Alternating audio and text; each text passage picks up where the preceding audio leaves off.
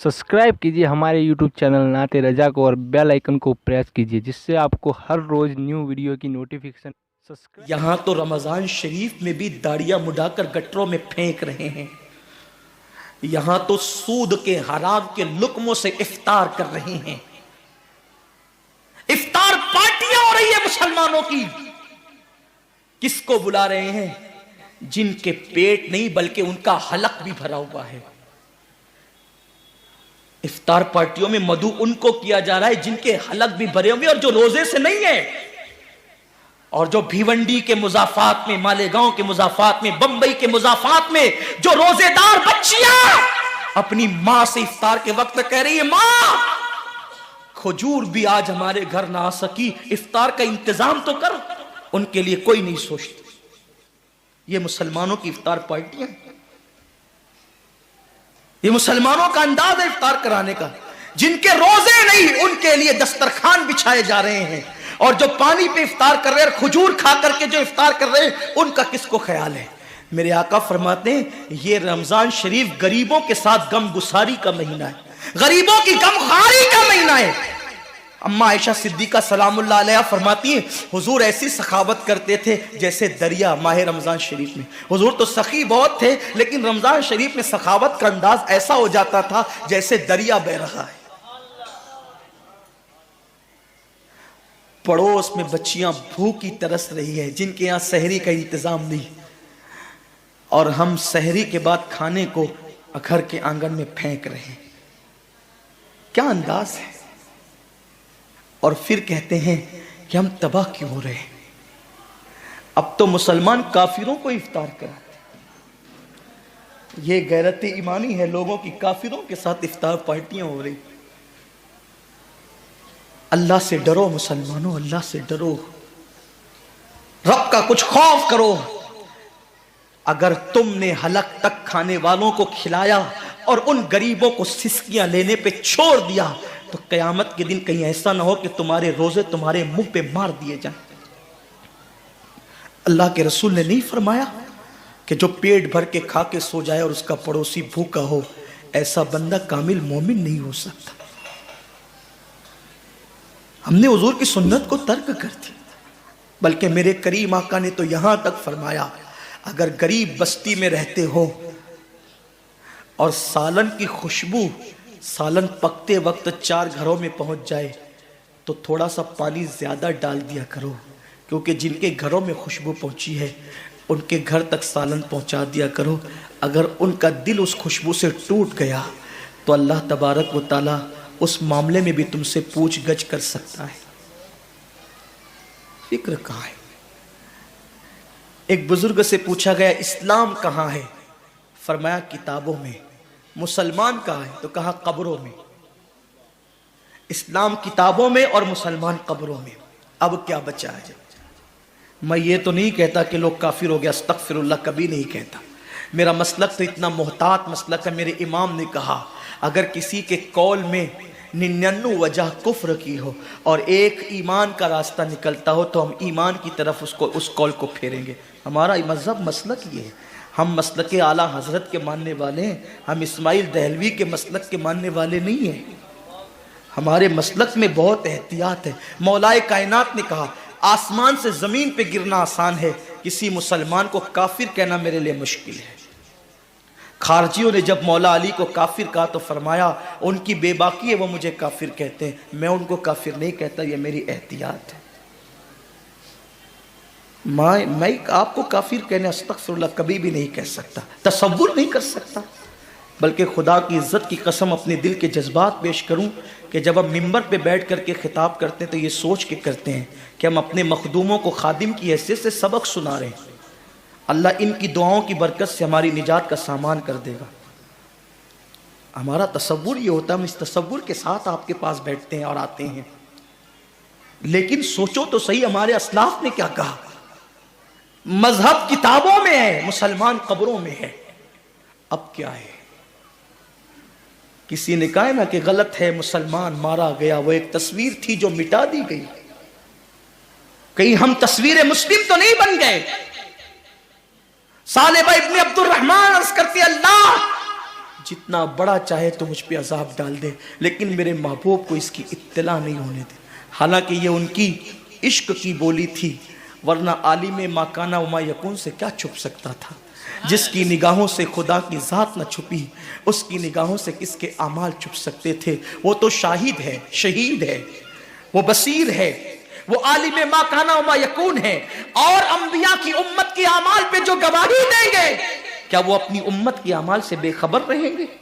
मेरे इमाम ने कहा है, फरियाद उम्मती जो करे हाल जार में, मुमकिन नहीं कि खैर बशर को खबर न हो। वल्लाह वो सुन लेंगे, फरियाद को पहुंचेंगे। इतना तो हो कोई कि आह करे दिल से।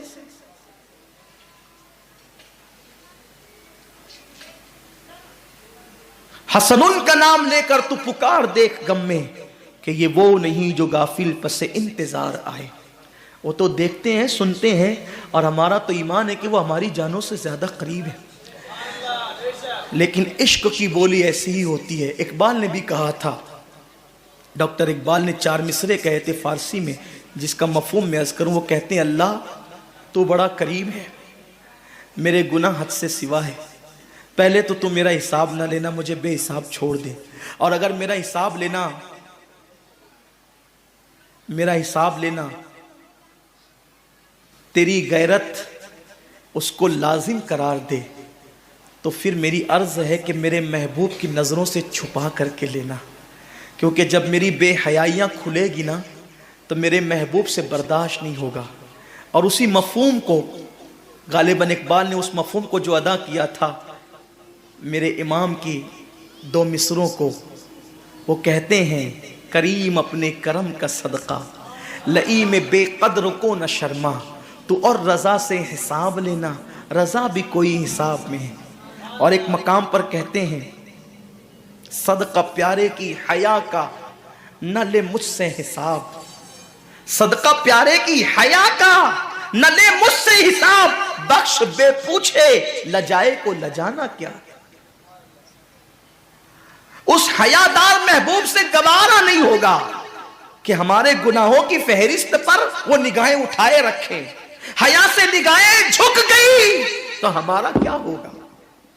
सालिबा कहते हैं, मौला मेरे गुनाह पर चाहे जितना बड़ा मुझे अजाब दे दे, लेकिन मेरे महबूब को खबर मत होने देना। ये कह रहे हैं और फिर रोते हुए कहते हैं, अल्लाह तूने मुझे पैदा क्यों किया। काश कि तूने मुझे पैदा न किया होता, न मुझसे ये गुनाह होता, न मेरे महबूब का दिल टूटता। अब बेचैन हो गए, बेकरार हो गए, न करदा जुर्म ने बेकरार कर दिया। सालिबा हुजूर के पास वो इत्तला लेकर भी नहीं गए, अपने घर भी नहीं गए।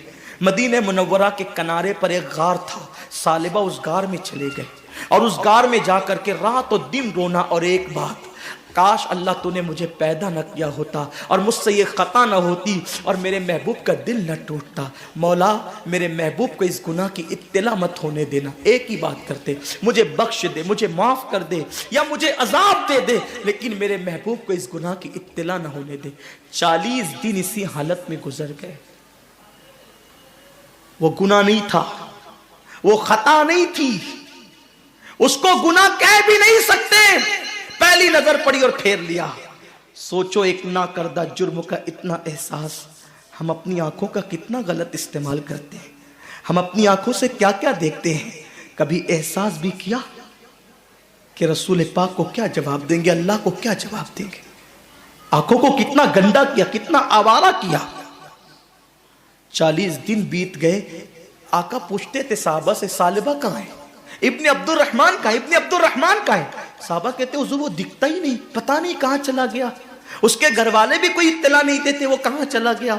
एक दिन 40 दिन के बाद जिब्रील अलैहिस्सलाम आए और अर्ज किया, आका अल्लाह आपको सलाम फरमाता है और इरशाद फरमाता है कि आपका एक गुलाम है जो नाकर्दा जुर्म पर बहुत शर्मिंदा है और 40 दिन से एक गार में वो रो रहा है।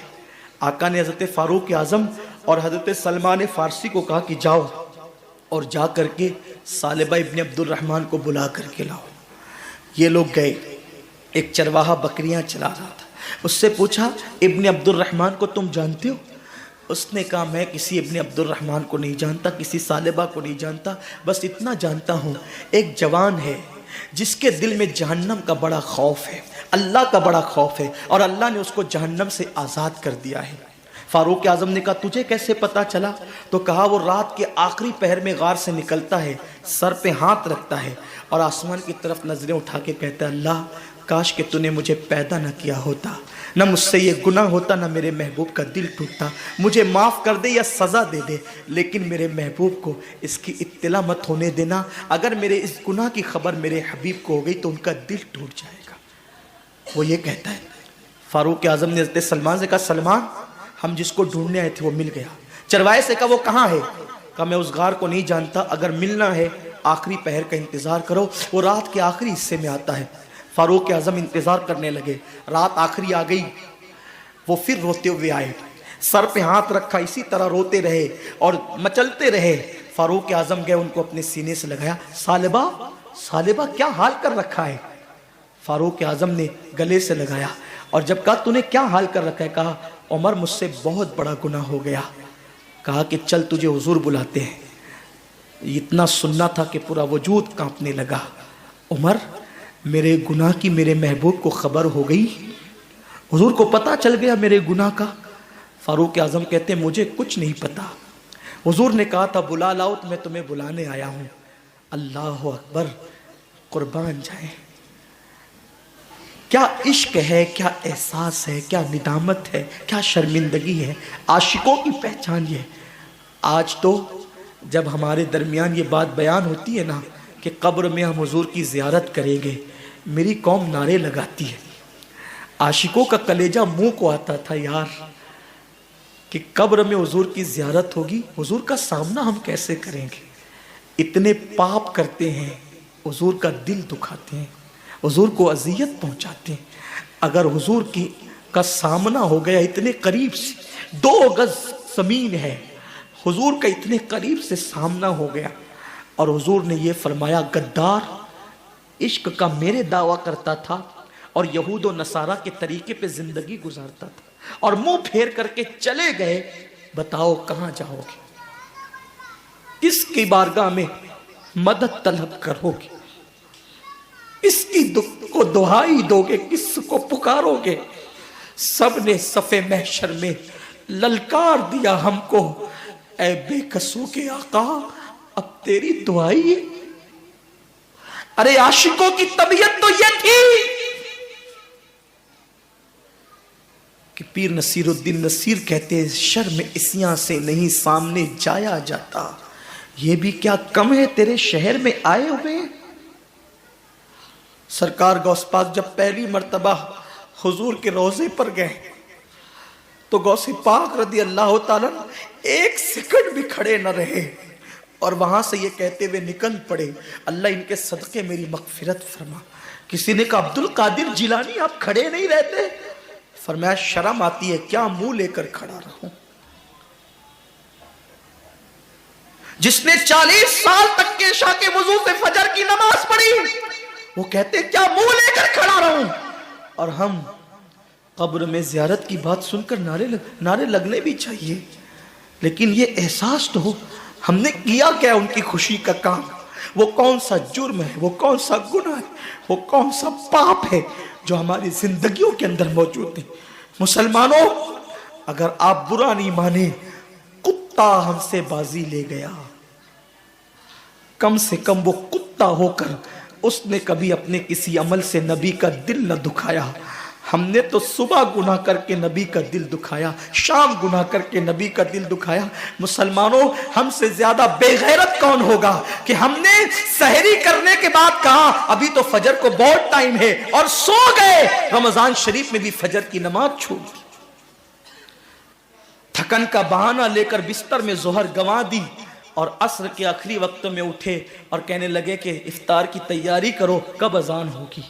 یہ اپنی دن اور اپنی راتیں ہیں، ہائے کیسی غفلت ہے، کس بلا کی میں سے ہے سرشار ہم، دن ڈھلا ہوتے نہیں ہوشیار ہم۔ سالبہ کہتے ہیں عمر کیا میرے محبوب کو میرے گناہ کی خبر ہو گئی؟ فاروق اعظم نے کہا مجھے کچھ نہیں پتا، حضور نے تمہیں بلایا۔ پورا وجود کانپنے لگا، نہیں عمر حضور نے بلایا ہے تو میں انکار نہیں کر سکتا، ضرور آؤں گا، لیکن میں حضور کا سامنا نہیں کر سکتا، حضور سے آنکھیں ملانے کے قابل نہیں ہوں، حضور کی بارگاہ میں کھڑے رہنے کے قابل نہیں ہوں۔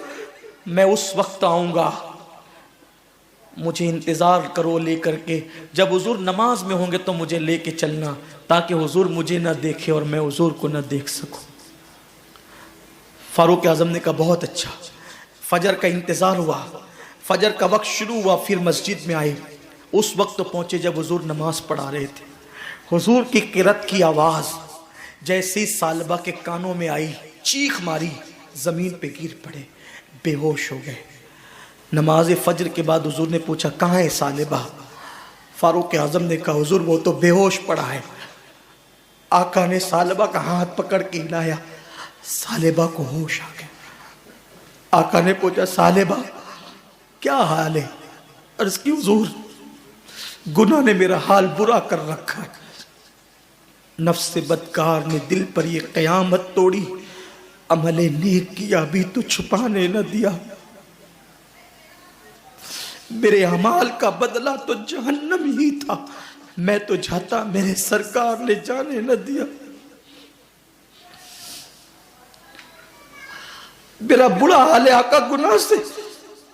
سرکار نے فرمایا اے ثعلبہ میں تجھے ایک ایسی آیت نہ بتاؤں کہ جس کو پڑھنے کے بعد سارے گناہ بخش دیے جاتے ہیں؟ ایسی آیت نہ بتاؤں؟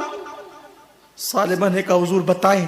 فرمایا جو کہتا ہے ربنا آتنا فی الدنیا حسنہ وفی الآخرۃ حسنہ وقنا عذاب النار، جو یہ آیت پڑھتا ہے اللہ اس کے سارے گناہوں کو بخش دیتا ہے۔ ثعلبہ نے کہا مگر آقا میرا گناہ بہت بڑا ہے، ایک نہاتی ہوئی عورت پر نہ چاہتے ہوئے نظر پڑ گئی اور پہلی نظر پھیر لی، اتنا احساس ہے گناہ کا۔ میرے جوان تیری آنکھوں کا کیا ہوگا؟ تو نے تو زنا کے مناظر پوری پوری رات دیکھ کر کے گزارا، تیری آنکھوں کا کیا ہوگا؟ تو نے تو نامحرم عورتوں کے کندھوں پہ ہاتھ رکھ کر پارکوں کی سیر کی، تو نے تو فون پر لمبی لمبی گفتگو کر کے لڑکیوں کو زنا کی دعوت دی۔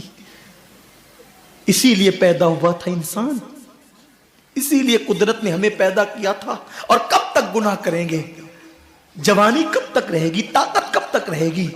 جیسے ہی ثعلبہ نے یہ بات کہی نا آقا مگر میرا گناہ بہت بڑا ہے، آقا نے کہا ثعلبہ تیرا گناہ بڑا نہیں، اللہ کا کلام بڑا ہے۔ روتے ہیں ثعلبہ حضور میرے گناہ کی آپ کو خبر ہو گئی؟ حضور نے کوئی جواب نہ دیا۔ کیوں؟ اس لیے کہ آج جو عیب کسی پر نہیں کھلنے دیتے، کب وہ چاہیں گے میری حشر میں رسوائی ہو۔ ثعلبہ رو رہے ہیں، آقا نے کہا لے جاؤ سلمان ان کے گھر پہنچا دو۔ حضرت ثعلبہ ابن عبد الرحمن کو ان کے گھر پہنچایا گیا، 8 دن رہے، پھر بھی مسجد نبوی میں نہیں آئے، رونا رونا رونا، اللہ میرے گناہ کی میرے محبوب کو خبر مت ہونے دینا ورنہ دل ٹوٹ جائے گا۔ کفار کے پتھر محبوب کے دل کو اتنی تکلیف نہیں پہنچاتے، عاشقوں کے گناہ جتنی تکلیف پہنچاتے ہیں۔ ثعلبہ رو رہے ہیں۔ 8ویں دن حضور نے پوچھا سلمان میرے ثعلبہ کا کیا حال ہے؟ تو سلمان نے کہا حضور ایسا لگتا ہے کہ وہ زیادہ دن تک نہیں جی پائے گا، بہت برا حال ہے آقا اس کا، بہت برا حال ہے۔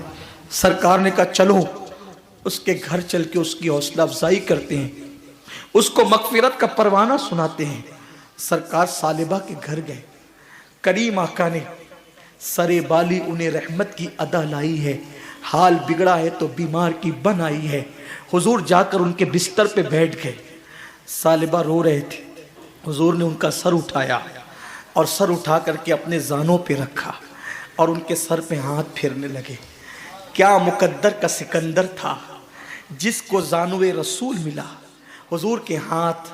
ارے ہمیں تو حضور کے نالین کے ذرے مل جائیں تو اپنے مقدر کی معراج ہو جائے، بلکہ نالین سر پہ رکھنے کو ملے تو ہم فخر سے کہیں جو سر پہ رکھنے کو مل جائے۔ نالے پاکے حضور تو پھر کہیں گے کہ ہاں تاجدار ہم بھی ہے۔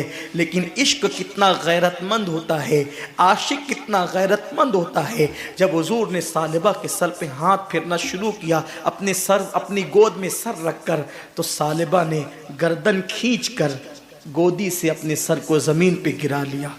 یہ منظر صحابہ بھی دیکھ رہے تھے، حضور نے بھی اس منظر کو ملاحظہ کیا اور کریم آقا نے کرم کرتے ہوئے فرمایا ثعلبہ تو نے میری گود سے اپنا سر کیوں کھینچ لیا؟ تو ثعلبہ کہتے ہیں آقا اس سر کی آنکھوں نے اتنے پاپ کر لیے ہیں کہ اب یہ گناہ آلود سر آپ کی گود میں رہنے کے قابل نہیں، آپ کی گود میں رہنے کے قابل یہ سر نہیں ہے آقا، اتنے پاپ اس سر نے کیے ہیں۔